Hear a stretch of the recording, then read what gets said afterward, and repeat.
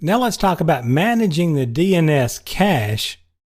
And you could be thinking, hey, wait a minute, what are you talking about, a DNS cache? Well, this is something that's been going on in the background.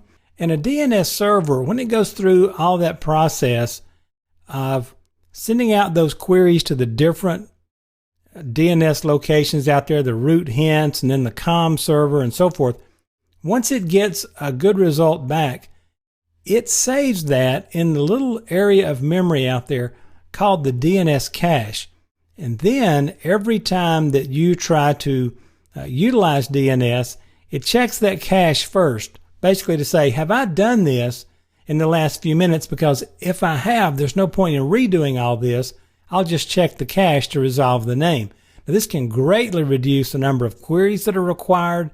It can increase the response time for DNS lookups, and it makes everybody happy. Now, when a cache entry gets put into the cache, it's assigned what's called a TTL, or a time to live, of 3,600 seconds. Now, in English, that's 1 hour, and that's the default TTL.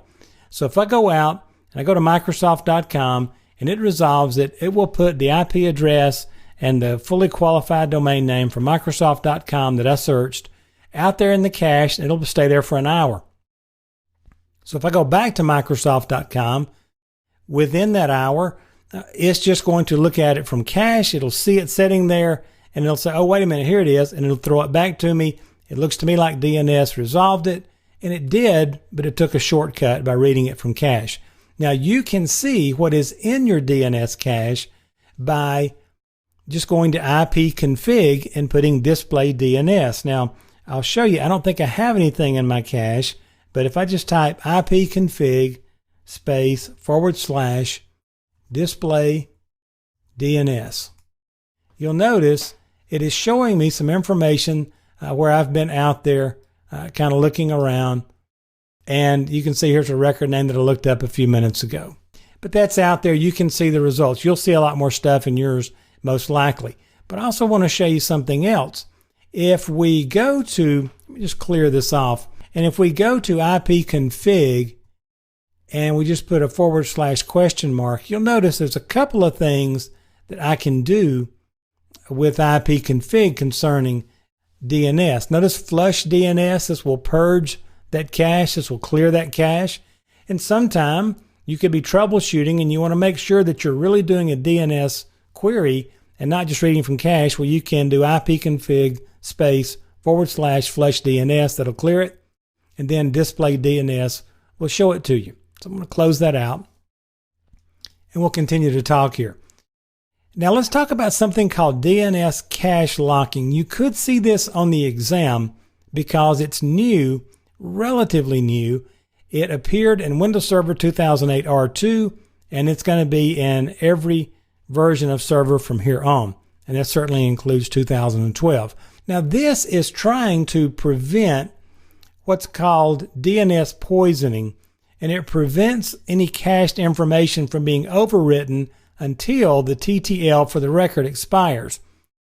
And the way it's preventing these malicious overwrites is because when we're doing a legitimate DNS lookup, it goes through the root hint servers or however it gets there, but it's contacting different servers or authoritative DNS servers and getting that information.